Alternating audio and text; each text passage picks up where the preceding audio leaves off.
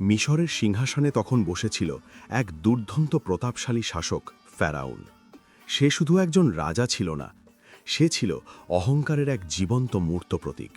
শয়তান তার মগজে এমনভাবে বাসা বেঁধেছিল যে সে নিজেকে এই মাটির পৃথিবীর রব বা খোদা বলে দাবি করত। নাউজুবিল্লাহ। তার হুকুমে সূর্য উঠত না ঠিকই, কিন্তু তার ভয়ে মানুষ সূর্যের দিকে তাকানোর সাহসও পেত না। তার বিশাল সেনাবাহিনী, অগণিত দাসদাসী আর জাদুকরদের ভেলকিবাজি তাকে অন্ধ করে রেখেছিল। সে ভাবত এই পৃথিবী এবং এর মানুষগুলো তার হাতের পুতুল। কিন্তু আল্লাহ তাআলার পরিকল্পনা বোঝা বড় দায়। আল্লাহ চাইলেন এই পৃথিবীর সবচেয়ে নিকৃষ্ট, সবচেয়ে ঘৃণ্য কাফেরের ঘরেই তিনি স্থান দেবেন পৃথিবীর সর্বশ্রেষ্ঠ এক মহীয়সী নারীকে। আগুনের কুণ্ডলীর মাঝখানে যেমন পদ্মফুল ফুটে থাকে, ঠিক তেমনি ফেরাউনের প্রাসাদে ফুটে উঠলেন বিবি আসিয়া। কিভাবে সম্ভব হলো আগুন আর পানির এই অদ্ভুত মিলন? কিভাবে একজন জান্নাতি নারী একজন জাহান্নামী পুরুষের স্ত্রী হলেন? আসুন, ইতিহাসের সেই হারিয়ে যাওয়া অধ্যায়টি আজ আমরা একদম চোখের সামনে ভাসিয়ে তুলি। তাই ভিডিওটি সম্পূর্ণ দেখার অনুরোধ রইল এবং লাইক, কমেন্ট, সাবস্ক্রাইব করতে ভুলবেন না। সেদিন ছিল মিশরের এক উৎসবের রাত। অমাবস্যার অন্ধকার রাত হলেও রাজপ্রাসাদ হাজারো মশালের আলোয় দিনের মতো আলোকিত ছিল।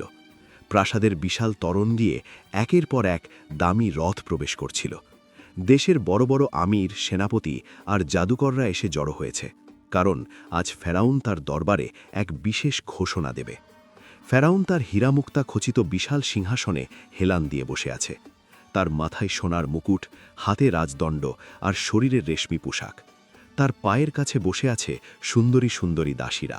কেউ বাতাস করছে, কেউ শরাবের পেয়ালা এগিয়ে দিচ্ছে। কিন্তু অদ্ভুত ব্যাপার হলো, এত আয়োজন, এত উৎসবের মাঝেও ফেরাউনের মুখে কোনো হাসি নেই। তার কপালে চিন্তার ভাঁজ, তার চোখগুলো কেমন যেন শূন্য। ফেরাউন তার প্রধান উজির হামানকে ইশারা করল। হামান ছিল ফেরাউনের ডান হাত, চতুর, ধূর্ত এবং কুটিল বুদ্ধি সম্পন্ন এক শয়তান মানুষ। ফেরাউনের ইশারা পেতেই হামান দ্রুত কয়েক কদমে এগিয়ে এলো। সে মাটিতে মাথা ঠেকিয়ে কুর্নিশ করল। হামান বিনীত স্বরে বলল, আদেশ করুন জাহাপনা। খোদায়ে আজম, এই অধম গোলাম আপনার হুকুমের অপেক্ষায় আছে। আপনি কি নীল নদের গতিপথ পাল্টে দিতে চান, নাকি কোনো বিদ্রোহী জাতিকে মাটির সাথে মিশিয়ে দিতে চান? আপনার এক ইশারায় আসমান থেকে জমিন পর্যন্ত সব কিছু কেঁপে উঠবে। ফেরাউন তাচ্ছিল্যের হাসি হাসল। সে রাজদণ্ডটি নাড়াতে নাড়াতে বলল, না হামান, আজ আমি তোমাকে কোনো যুদ্ধ বা হত্যার কথা বলতে ডাকিনি। তুমি কি দেখতে পাচ্ছ না আমার এই বিশাল সাম্রাজ্য? পূর্বে থেকে পশ্চিমে, উত্তর থেকে দক্ষিণে সবাই আমার নামে সেজদা করে, আমার নামে পূজা করে। আমার ভাণ্ডারে সোনা, দানা, মণি, মুক্তার কোনো অভাব নেই। আমার হুকুমে হাজার হাজার মানুষ জীবন দিতে প্রস্তুত। কিন্তু হামান অবাক হয়ে জিজ্ঞেস করল, কিন্তু কি জাহাপনা, আপনার আবার কিসের অভাব হতে পারে? আপনি তো স্বয়ং রব। আস্তাগফিরুল্লাহ, আপনার চলাফেরায় কোনো অপূর্ণতা তো আমি দেখি না। ফেরাউন দীর্ঘশ্বাস ফেলে সিংহাসন থেকে উঠে দাঁড়াল। তারপর বলল, অভাব আছে হামান, অভাব আছে। আমার এই বিশাল প্রাসাদের অন্দরমহল বড় বেশি শূন্য। আমার সিংহাসনের পাশে বসার মতো, আমার এই ঐশ্বর্যকে পূর্ণতা দেওয়ার মতো কোনো রানী আজ পর্যন্ত আমি পেলাম না। আমার হেরেমের শত শত দাসী আমার মনোরঞ্জন করতে পারে, আমার সেবা করতে পারে, কিন্তু তাদের কেউ আমার হৃদয়ের রানী হওয়ার যোগ্যতা রাখে না। আমি এমন এক নারীকে চাই যাকে দেখে মনে হবে সে এই মাটির পৃথিবীর কেউ নয়, যার দিকে তাকালে আমার মনে হবে আমি সত্যিই খোদা আর সে আমার দেবী। হামান শয়তানি হাসি দিয়ে বলল, জাহাপনা, এটা তো আপনার জন্য কোনো সমস্যাই নয়। আপনি হুকুম দিলেই তো পৃথিবীর সব সুন্দরী রাজকন্যা আপনার পায়ের কাছে লুটিয়ে পড়বে। আপনি শুধু বলুন কোন দেশের রাজকন্যাকে আপনার চাই, সিরিয়া, ইয়েমেন নাকি ব্যাবিলন? আমি এক্ষুনি দূত পাঠাবো। ফেরাউন মাথা নাড়ল। সে বলল, না হামান, আমি ভিনদেশী কাউকে চাই না। ভিনদেশী নারীরা আমাদের সংস্কৃতি বোঝে না। আমি চাই আমার এই মিশরেরই কাউকে, কিন্তু তার রূপ হতে হবে অতুলনীয়, তার স্বভাব হতে হবে শান্ত নদীর মতো, আর তার আভিজাত্য হতে হবে আমার সিংহাসনের মতো উঁচুতে। তার চোখের দিকে তাকালে যেন আমি আমার সব ক্লান্তি ভুলে যাই। এমন কাউকে কি তুমি চেনো হামান, নাকি আমার এই বিশাল রাজ্যে এমন কোনো নারী নেই? হামান কিছুক্ষণ চিন্তায় মগ্ন রইল। দরবারে পিন পতন নীরবতা। সবাই হামানের মুখের দিকে তাকিয়ে আছে। হামান তার সাদা দাড়িতে হাত বুলিয়ে ভাবতে লাগল। হঠাৎ তার চোখ চকচক করে উঠল। সে ফেরাউনের দিকে এগিয়ে গিয়ে ফিসফিস করে বলল, জাহাপনা, আমি এমন একজনের কথা শুনেছি। তবে ফেরাউন অধৈর্য হয়ে ধমক দিয়ে বলল, তবে কি ঘনিতা না করে স্পষ্ট বলো, কে সে, কোথায় থাকে? হামান বলল, জাহাপনা, তার নাম আসিয়া। সে মুজাহিম নামক এক ব্যক্তির কন্যা। আমি শুনেছি আল্লাহ মানে প্রকৃতি তাকে নিজের হাতে নিখুঁত করে বানিয়েছেন। তার রূপের বর্ণনা আমি লোকমুখে শুনেছি। সূর্য উদয় হলে যেমন পৃথিবী আলোকিত হয়, আসিয়া হাসলে নাকি অন্ধকার ঘরও তেমন আলোকিত হয়। তার গায়ের রং চাঁদের মতো ফর্সা, আর তার কথাবার্তা নাকি এতটাই মধুর যে শুনলে মনে হয় কোনো সঙ্গীত বাজছে। তার মতো বুদ্ধিমতী, মার্জিত এবং রূপসী নারী এই মুহূর্তে মিশরের মাটিতে দ্বিতীয়টি নেই। ফেরাউনের চোখ লোভে চকচক করে উঠল। সে কল্পনায় যেন আসিয়াকে দেখতে পেল। সে বলল, চমৎকার হামান, তুমি ঠিক এমন একজনকেই বর্ণনা করেছ যাকে আমি খুঁজছিলাম। তাকেই আমার চাই। এক্ষুনি বিয়ের আয়োজন করো। হামান আমতা আমতা করে বলল, কিন্তু জাহাপনা, একটা বড় সমস্যা আছে। এই আসিয়া কোনো রাজবংশের মেয়ে নয়। তার শরীরে কোনো রাজকীয় রক্ত নেই। ফেরাউন ভ্রুকুচকে জিজ্ঞেস করল, তাহলে সে কে? কোনো সেনাপতির মেয়ে নাকি কোনো ব্যবসায়ীর? হামান মাথা নিচু করে বলল, না জাহাপনা, সে হলো বনি ইসরায়েল বংশের মেয়ে। যে জাতিকে আমরা গোলাম বানিয়ে রেখেছি, যারা আমাদের দাসত্ব করে, রাস্তাঘাট পরিষ্কার করে, পাথর ভাঙে, সে তাদেরই মেয়ে।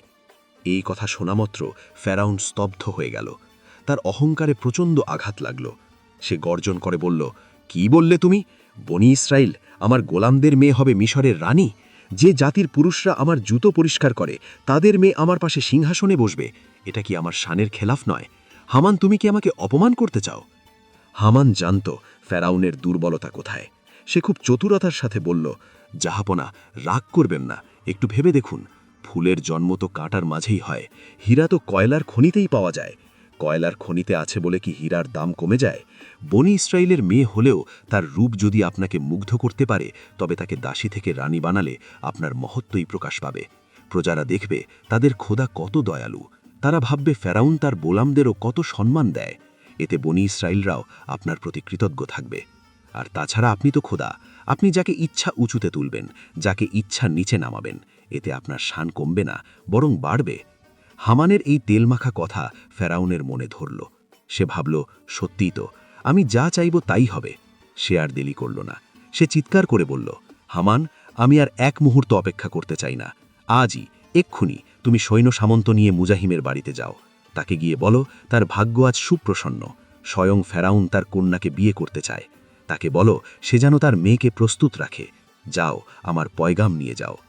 হামান কুর্নিশ করে বলল, আপনার আদেশ শিরোধার্য জাহাপনা। ফেরাউনের রাজপ্রাসাদ থেকে অনেক দূরে শহরের এক প্রান্তে ছিল বনি ইসরায়েলদের বস্তি। সেখানকার বাতাস ছিল অন্যরকম। প্রাসাদের মতো সেখানে আতরের সুবাস ছিল না, বরং ছিল দারিদ্র্য, ঘাম আর চোখের পানির গন্ধ। ঘরগুলি ছিল মাটির তৈরি, ছাদগুলো ছিল ভাঙাচোরা। পুরুষরা সকাল থেকে সন্ধ্যা পর্যন্ত ফেরাউনের পিরানি তৈরির কাজে ব্যস্ত থাকত, আর নারীরা ঘরে বসে আল্লাহর কাছে মুক্তির ফরিয়াদ করত। এই বস্তিরই এক প্রান্তে ছিল মুজাহিমের ছোট্ট ঘর। মুজাহিম ছিলেন অত্যন্ত নেককার এবং আল্লাহওয়ালা মানুষ। তিনি গোপনে হজরত ইব্রাহিম আলাহিসাল্লাম এবং হজরত ইউসুফ আলাহিসাল্লামের ধর্মের অনুসরণ করতেন। তার স্ত্রীও ছিলেন অত্যন্ত দিনদার, আর তাদের একমাত্র কন্যা আসিয়া। আসিয়া ছিলেন যেন অন্ধকারের মাঝে এক টুকরো পূর্ণিমার চাঁদ। তার রূপ যেমন ছিল অপরূপ, তেমনি তার মন ছিল আকাশের মতো উদার। তিনি সারাদিন ঘরের কাজ করতেন আর মনে মনে আল্লাহর জিকির করতেন। সেদিন বিকেলবেলা সূর্য ডুবডুবু করছে। মুজাহিম কাজ থেকে ফিরে দাওয়ায় বসে আছেন। তার স্ত্রী তাকে পানি এগিয়ে দিচ্ছেন। ঘরের ভেতর থেকে আসিয়ার পুরাণ তেলাওয়াতের, অর্থাৎ তৎকালীন আসমানি কিতাবের গুনগুন আওয়াজ ভেসে আসছিল। হঠাৎ করেই পুরো বস্তি কেঁপে উঠল। থরথর করে মাটি কাঁপতে লাগল। মনে হলো যেন ভূমিকম্প হচ্ছে। মুজাহিম চমকে উঠে দাঁড়ালেন। মুজাহিম আতঙ্কিত হয়ে স্ত্রীকে বললেন, শোনো, কিসের এত শব্দ? মনে হচ্ছে হাজার হাজার ঘোড়া এদিকেই ছুটে আসছে। ফেরাউনের সৈন্যরা কি আবার আমাদের উপর কোনো নতুন জুলুম করতে আসছে?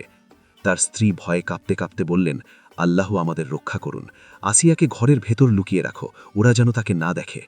কিছুক্ষণের মধ্যেই ধুলোর ঝড় উড়িয়ে হামানের বিশাল রাজকীয় রথ এসে থামল মুজাহিমের জরাজীর্ণ কুঁড়ে ঘরের সামনে।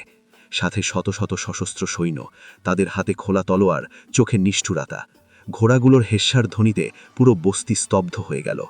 বনি ইসরায়েলের লোকেরা ভয়ে যে যার ঘরের দরজা বন্ধ করে দিল। হামান রথ থেকে নামল না, সে তার উঁচু আসন থেকেই দম্ভ ভরে ডাক দিল, মুজাহিম, এই ঘরের মালিক মুজাহিম কোথায়? ইঁদুরের গর্ত থেকে বেরিয়ে এসো। মুজাহিম আল্লাহর নাম নিয়ে কাঁপতে কাঁপতে ঘর থেকে বের হলেন, তার পেছনে তার স্ত্রী।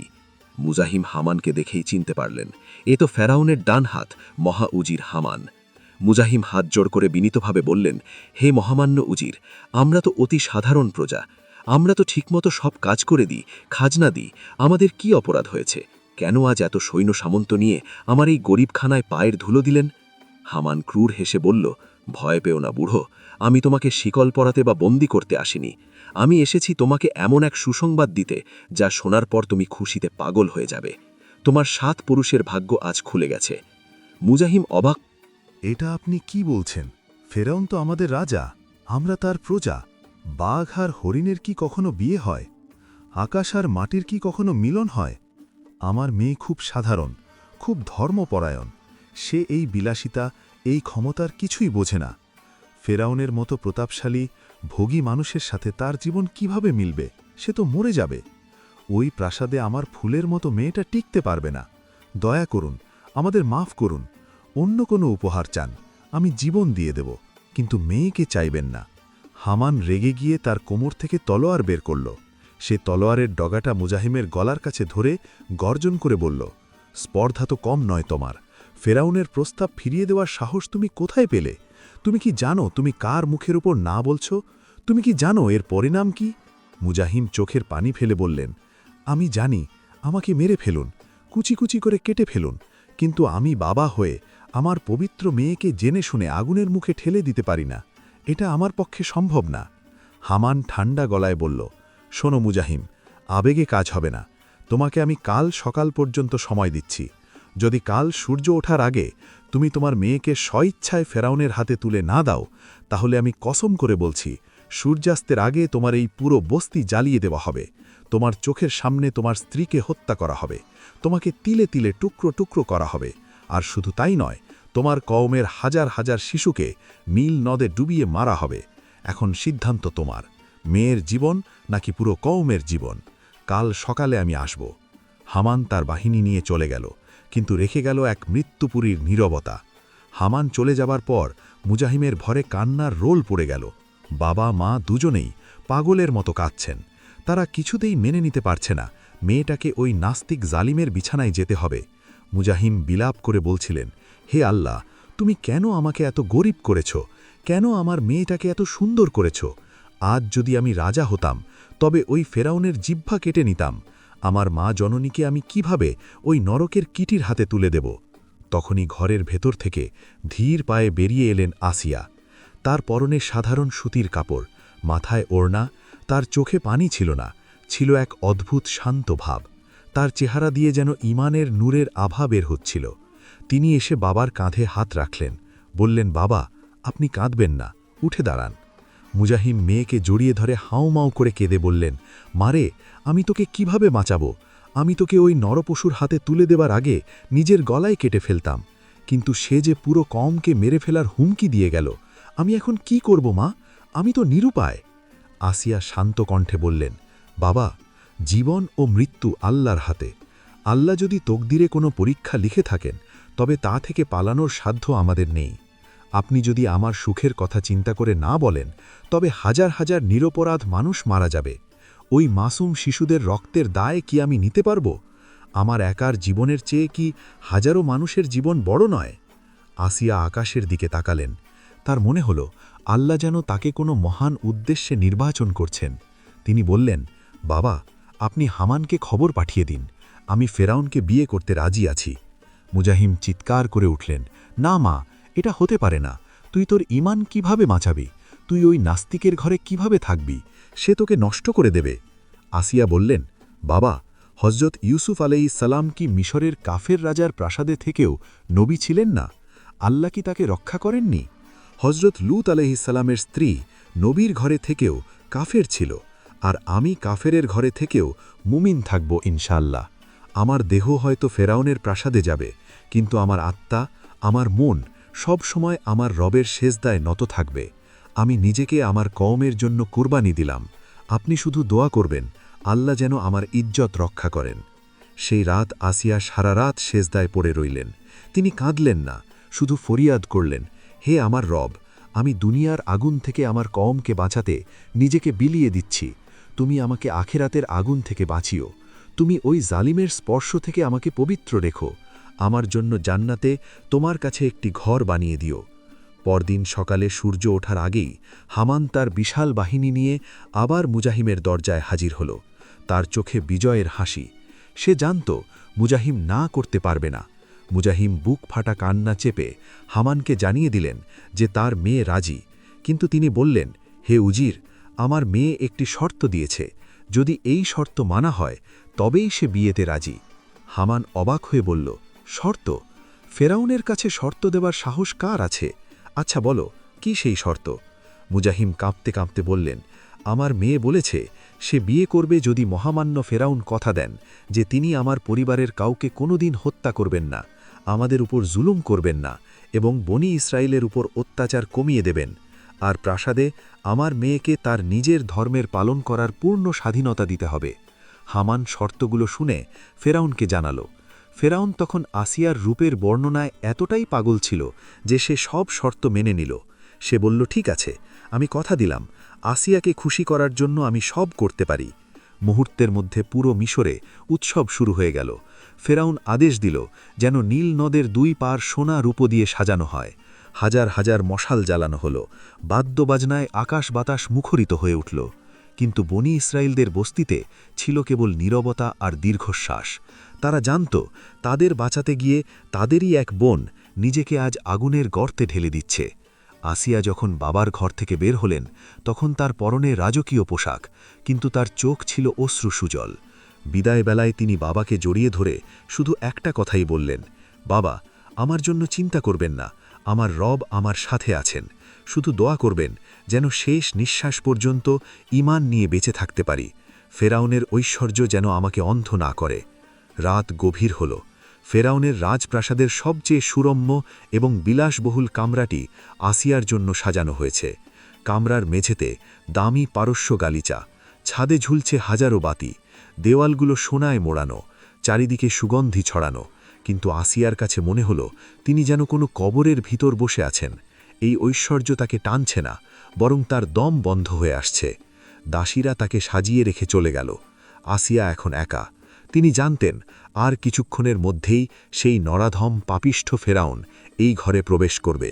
তিনি দ্রুত অজু করে কামরার এক কোণায় জায়নামাজ বিছিয়ে দাঁড়ালেন। তার শরীর ভয়ে কাঁপছিল, কিন্তু তার হৃদয় ছিল আল্লাহর প্রেমে পাহাড়ের মতো অটল।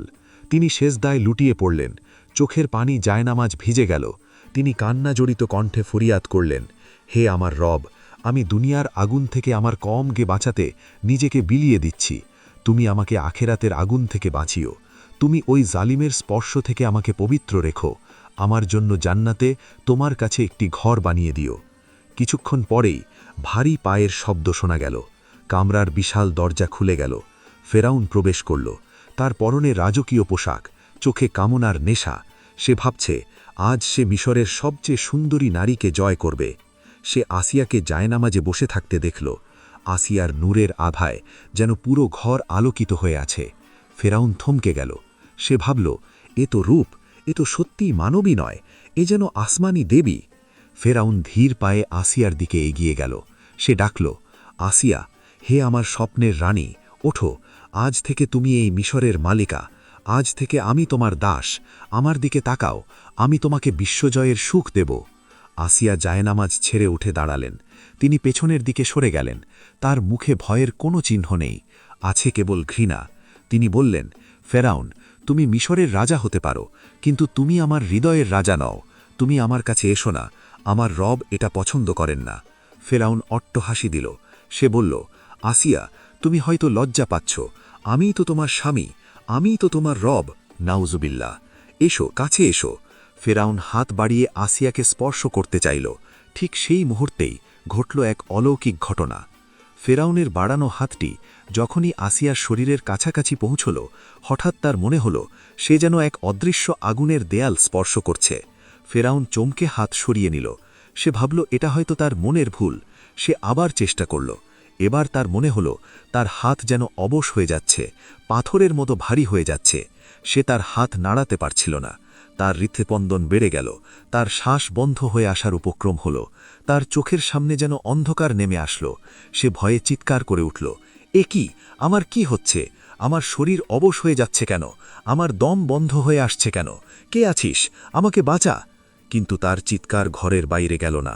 আসিয়া তখন শান্ত কণ্ঠে বললেন, থামো ফেরাউন, তুমি কি এখনও বুঝতে পারছ না? আমার রব, যিনি আসমান এবং জমিনের মালিক, তিনি আমাকে তোমার অপবিত্র স্পর্শ থেকে রক্ষা করছেন। তুমি যদি আর এক পা এগো, তবে তুমি ধ্বংস হয়ে যাবে। ফেরাউন বিশ্বাস করতে পারছিল না। সে মিশরের খোদা দাবি করে, আর তার নিজের শরীর তার কথা শুনছে না। সে রাগে এবং অপমানে আবার আসিয়ার দিকে ঝাঁপিয়ে পড়তে চাইল। কিন্তু এবার আল্লাহ এক বিশেষ ফেরেস্তা বা জিনকে আসিয়ার আকৃতিতে তৈরি করে দিলেন। তাফসিরের বর্ণনা মতে ফেরাউন যখনই আসিয়াকে স্পর্শ করতে যেত, সে আসলে ছায়ার সাথে বা অন্য কিছুর সাথে ধোকায় পড়ত। আসল আসিয়া তার ধরাছোঁয়ার বাইরেই কেকে যেতেন। অন্য বর্ণনায় আছে, ফেরাউন যতবার এগোত ততবার তার শ্বাসকষ্ট এবং মৃগী রোগীর মতো খিঁচুনি শুরু হতো। অবশেষে ফেরাউন ক্লান্ত, বিধ্বস্ত এবং ভীত হয়ে বিছানায় লুটিয়ে পড়ল। সে আসিয়ার দিকে তাকিয়ে বলল, তুমি কি কোনো জাদুকর নাকি কোনো দেবী? আমি তোমার কাছে এলেই কেন এমন হয়? আমি তো মিশরের রাজা, আমাকে কেন তুমি গ্রহণ করছো না? আসিয়া বললেন, আমি জাদুকর নই, আমি এক আল্লাহর বান্দি। তুমি যদি আমার কাছে না আসো তবে তুমি সুস্থ থাকবে, আর যদি জোর করো তবে আমার রব তোমাকে ধ্বংস করে দেবেন। তুমি আমাকে রানীর মর্যাদায় রাখতে পারো, কিন্তু স্বামী হিসাবে কোনোদিন পাবে না। ফেরাউন ভয় পেয়ে গেল। তার জীবনের মায়া বড়। সে ভাবল এই নারীকে জোর করে লাভ নেই, এর সাথে কোনো অদৃশ্য শক্তি আছে। সে নিজের সম্মান বাঁচাতে এই কথা কাউকে বলল না। সেই রাত থেকে ফেরাউন আর কোনোদিন আসিয়াকে স্পর্শ করার সাহস পায়নি। সে দিনের বেলা সবার সামনে আসিয়াকে রানী বলে পরিচয় দিত, কিন্তু রাতের বেলা সে আসিয়ার ঘরে ঢোকার সাহসও পেত না। আল্লাহ তাআলা তার প্রিয় বান্দি আসিয়াকে ফেরাউনের মতো নিকৃষ্টতম কাফেরের ঘরে রেখেও আজীবন কুমারী এবং পবিত্র রেখেছিলেন। এভাবেই দিনের পর দিন কাটতে লাগল। আসিয়া রাজপ্রাসাদে রানীর হালে থাকেন, কিন্তু তার মন পড়ে থাকে আল্লাহর ধ্যানে। তিনি জানতেন তার আসল পরীক্ষা এখনও বাকি, কারণ নীল নদের ঢেউয়ে ভেসে চলে আসছে ফেরাউনের জম আল্লাহর নবী মুসা আলাইহিস সালাম। পরের ভিডিওটি হবে মুসা আলাইহিস সালাম কিভাবে ফেরাউনের ঘরে আসলো ওই ইতিহাস নিয়ে। তাই চ্যানেলটি সাবস্ক্রাইব করার অনুরোধ রইল। ধন্যবাদ।